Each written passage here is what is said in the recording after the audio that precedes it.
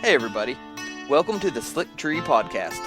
I'm your host, Colby Lankford. The point of this show is to help improve ourselves as dogmen and to raise the quality of the dogs on the end of our lead. So let's settle in, turn the volume up, and let's see if we can't learn a trick or two together from our guests.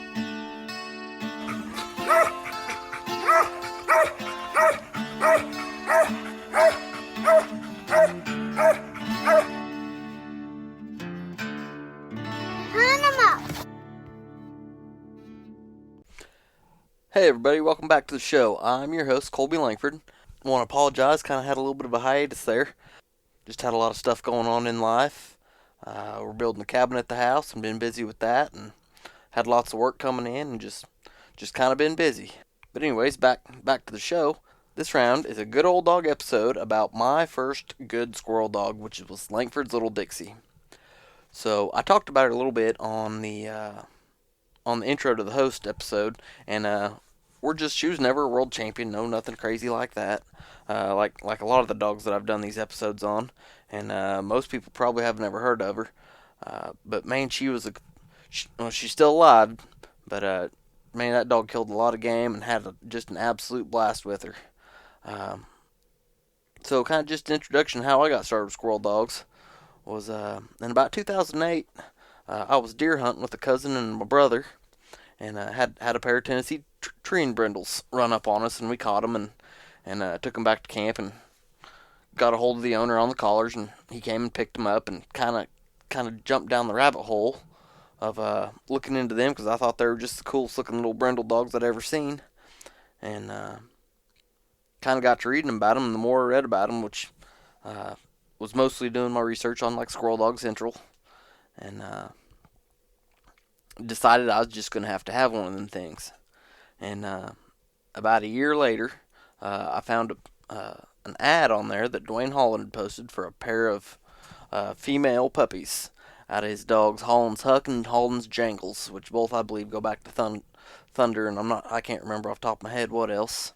But that was about Thanksgiving time, and I begged and borrowed and stole from about everybody I knew, and ended up coming up with the $300 and drove the 3 hours away down into Arkansas. I was living up in Pittsburgh, Kansas, going to college at the time, and went down and picked one of them and headed back up to Kansas, which I had no idea what I was doing with her whenever I got back there. I just knew I had an 8-week-old little brindle puppy, and I was gonna try to make it a squirrel dog.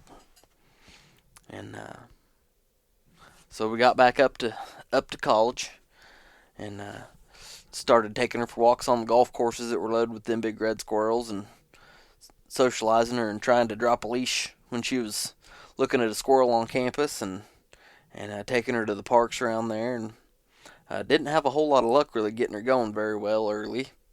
But like I said, I had absolutely no idea what I was doing. But she did get well socialized, which I hauled her everywhere with me. She was a house dog. She slept in the bed with me every night, and pretty much everywhere I went, she went with me. I had a crate that I crate trained her at the house for when I was going to classes and work. But if it was anything else, she was pretty well in the truck or on a leash and with me.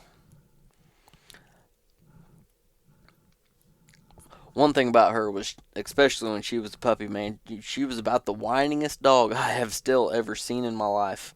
Unless you were petting her, she was probably just sitting there kind of whimpering, unless she was hunting.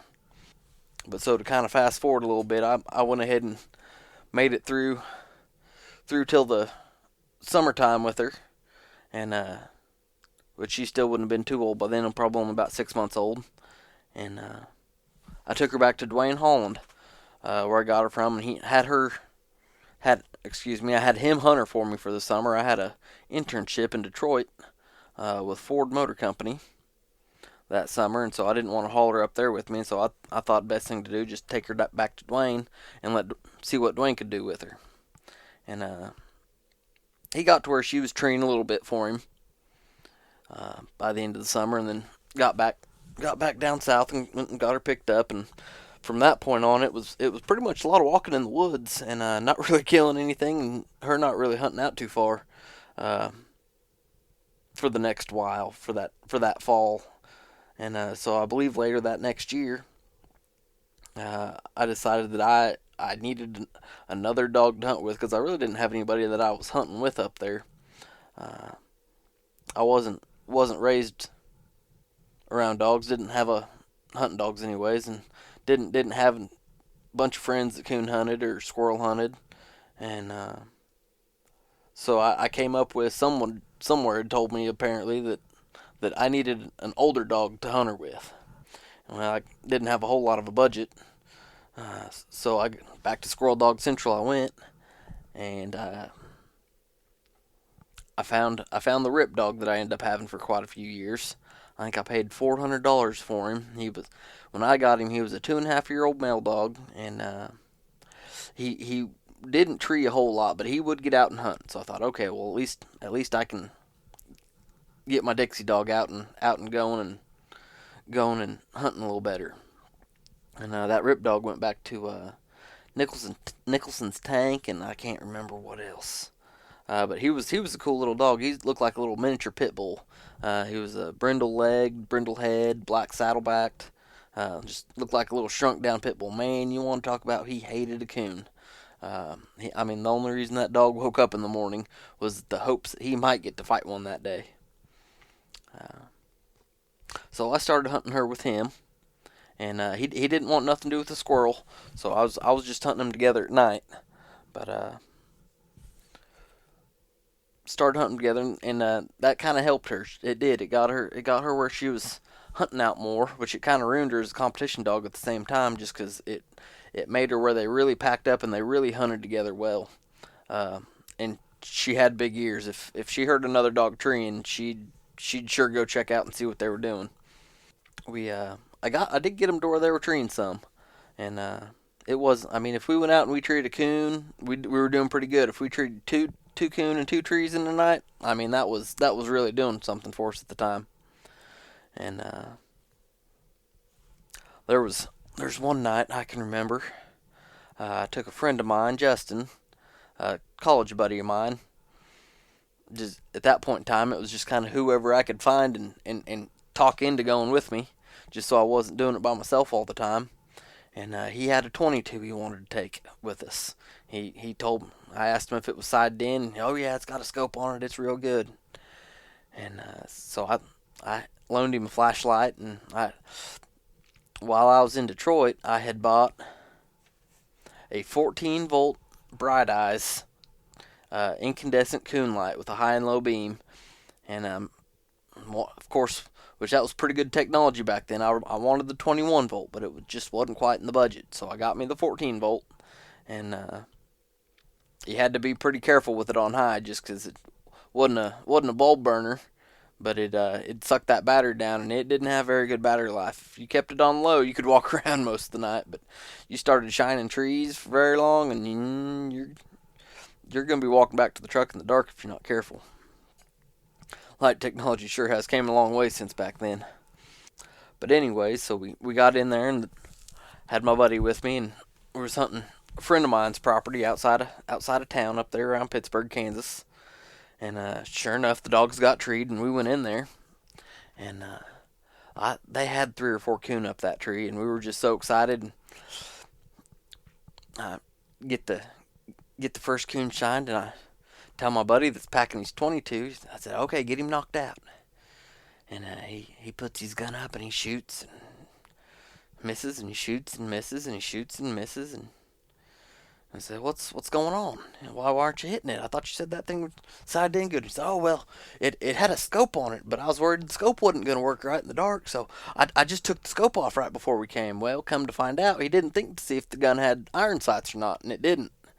Uh, so we ended up just kind of using it. Still had a little like a Picatinny style rail on it, or Weaver rail, and we got it. We ended up getting a couple of them coons shot out at least, but I had a Streamlight flashlight that I got from a cousin of mine that was kind of my pride and joy. Used it for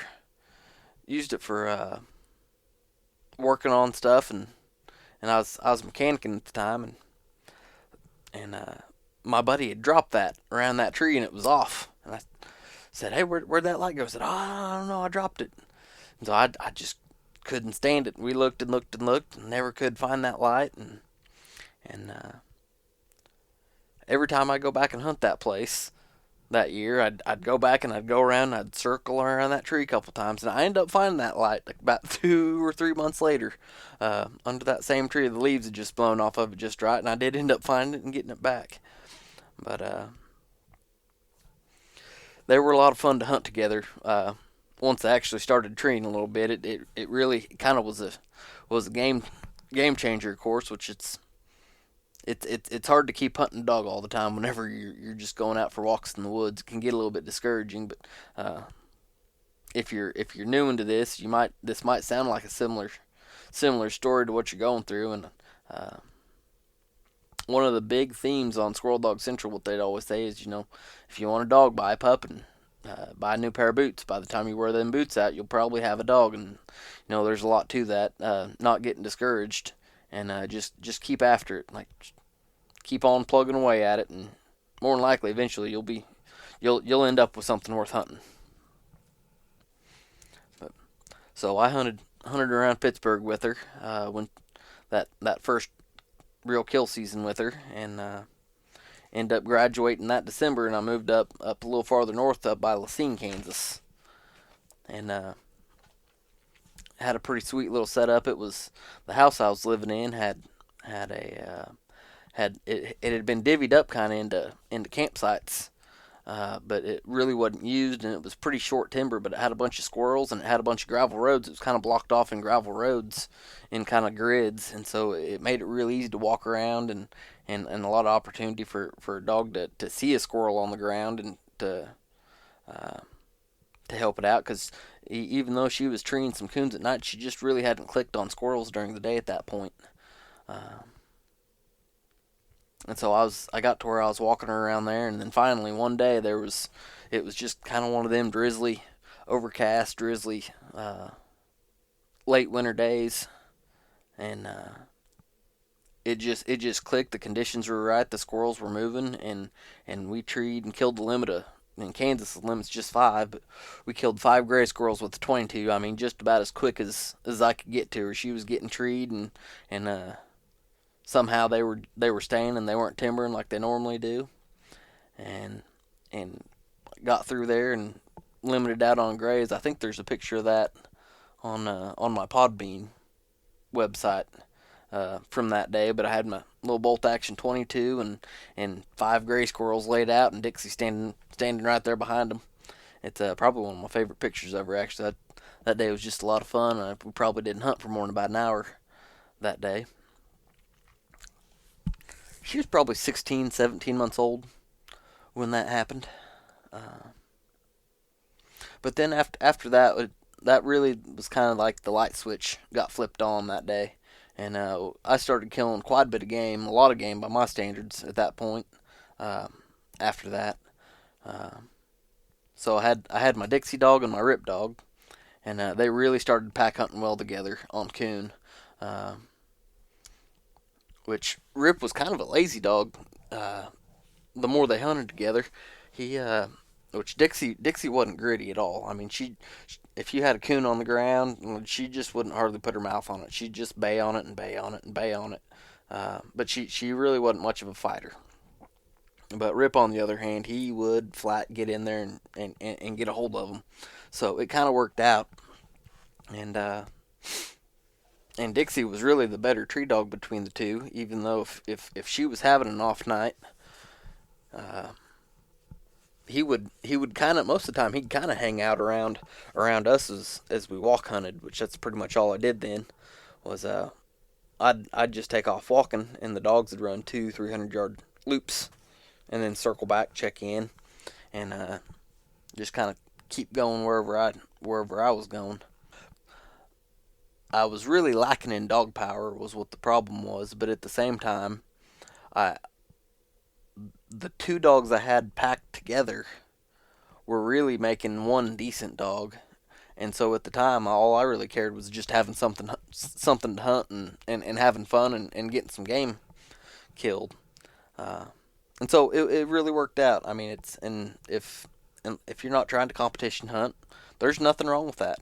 I mean, if you're at the end of the day, if you're feeding your dogs, it really doesn't matter what anybody else thinks about them. If they make you happy and you're enjoying hunting them, then more power to you. Keep on feeding them. And so we were hunting. I was hunting quite a bit then, which single and no kids at the time, and I was working usually 3.5 12s or 4 10s at that point at a diesel shop, and it gave me quite a bit of time to go mess around and go hunt. Which I pretty much always hunted them dogs together. I'd hunt Dixie alone during the day, and then I'd hunt both of them together every time at night. You know, we were killing 50, 60 coons a season. Was probably what we were averaging back then. Uh, I think 7 or 8 was about the most I ever killed in one night. Uh, but fur market was actually pretty good then. In 2012, I believe, if I remember right, I think I got 26.50 for prime jumbos, which they were big fat Kansas coons, and they were nice. Uh, but that's the highest I've ever seen the fur market. I know it's been higher at times, but the last decade or so, it's been pretty abysmal. And the other thing about them was I was so happy when they started treeing stuff with as much work as I put in, and I didn't know anything about it. I didn't even realize they probably had competition hunts hardly at that point. Uh, but I'd kill every possum out to them they treed, and they treed a bunch of them. Uh, which I was, like I said, I was just happy for that they were treeing and doing something, and so I was just knocking them out to them as they, anything that climbed was probably going to get shot at that point in time. But it worked out though, because I mean I took a ton of people with those dogs, and introduced a lot of different people to tree dogs, and a lot of kids, a whole lot of kids, for the first time. And you know you can take a kid out, and if the coon aren't moving, and you take them hunting, and they don't tree anything. Like I guarantee you that kid much rather go out and kill 2 or 3 possums as they would no coons and no nothing. Uh, which I don't like a dog to get after possums anymore. Uh, but at the time, I sure didn't mind it a bit. We ended up going to the NKC. I took that Dixie dog to the NKC Youth World Hunt that Nick Clark was putting on out by Columbia a handful of times, and we placed fairly high a couple of times. I don't remember what all we did. We never won or anything.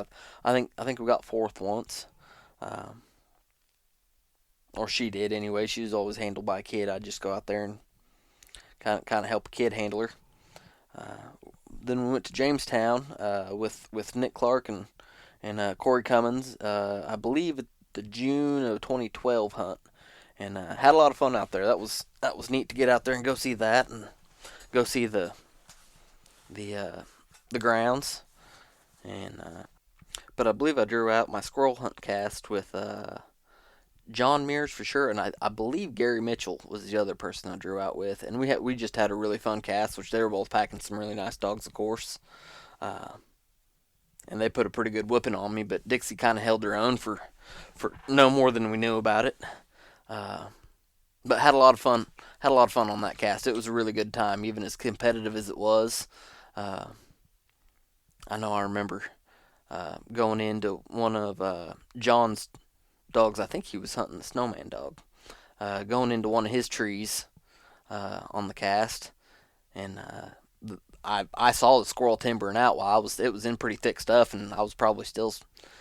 Uh, I heard John holler that he could see it and it was timbering, and sure enough, I saw it timbering, uh, and he was pretty happy to say the least that I saw it, uh, and admitted I saw it, which I've always kind of been the way that if I see game, I'm not blind about it. I'd be more than happy to find your animal for you, or see your animal if it's there. Uh, but had a lot of fun on that cast. We ended up hunting her, which she didn't do after the squirrel hunt in the morning. Uh, got talked into letting the kid handle her in the youth hunt in the afternoon, and then by the time the night hunt came around, it was hot, and she was worn out. I put her in it, and like it happens a lot of times, I drew out with Corey, one of the people I rode out there with, and uh, Dixie was just wore out by that point, so it didn't work out very good, but that's all right. And so I did try to breed her a few different times. She had a real, her heat cycle was real irregular and real light. Uh, but I did take her once to Nick's dog, the Clark's Two-Toed Joe, and she didn't take. And then I believe I took her down to Dwayne again and tried to breed her to Holland's Luke, and once again she didn't take. And then I ended up moving back to Missouri in about 2014, and this whole time she had been nothing but a house dog. The last place I lived in Kansas was with a buddy of mine and his wife, and I was working nights, and they both worked days, and so she'd just kind of flip flop back and forth. She'd go from sleeping in my bed with me during the daytime, and then whenever about the time that they were getting home, she'd hop up. It was about the time I was going to work, and she'd hop up and hang out with them for a while, and then when they'd go to bed, she'd just go right back to bed with them. And she was always a really good house dog and a really good pet. Uh, she was always just a pleasure to be around, and then whenever you took her to the woods, I mean, she'd just flip a switch and go from being your pet and your buddy to being single minded, wanting to go get out there and go find some game. But we kept hunting and killing a bunch of game in Missouri. We won 3 or 4 squirrel derbies with her, which a lot of little local squirrel hunts, kill hunts like that. But had a lot of fun doing that, and just enjoying her as a dog, man. Uh, just going out and hunting and taking friends and family members, and just going and enjoying the woods and having just a blast with her. I can't tell you how much fun I've had with that dog, how much fun I had with that dog over the years, just taking different people and going to different places. And I'd usually even after I moved back to Missouri, and still try to go up and hunt Kansas a couple times a year with my buddies, and go hunt in Oklahoma, go hunt in Missouri, just enjoying the dog and enjoying friends.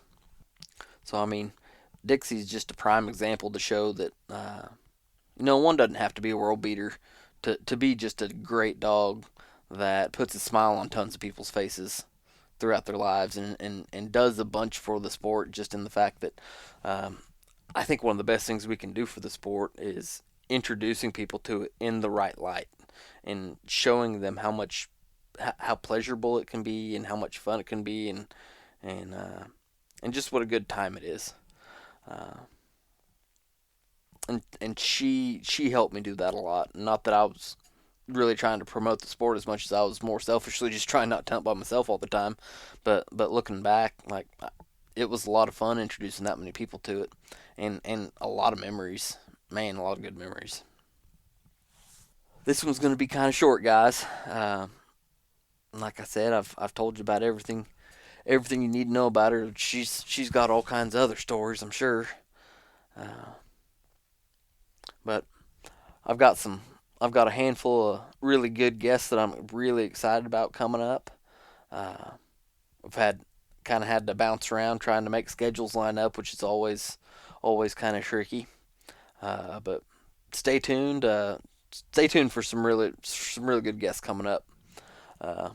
So you guys stay safe and keep wearing out that boot leather. I just want to give everyone that's listening a sincere thank you. Getting this podcast going has been a project. I really hope you're enjoying it, and if you don't mind, give the show a good rating and review wherever you're listening to it at, or share it on your social media to help get some traction. I appreciate it, and I'm looking forward to your feedback.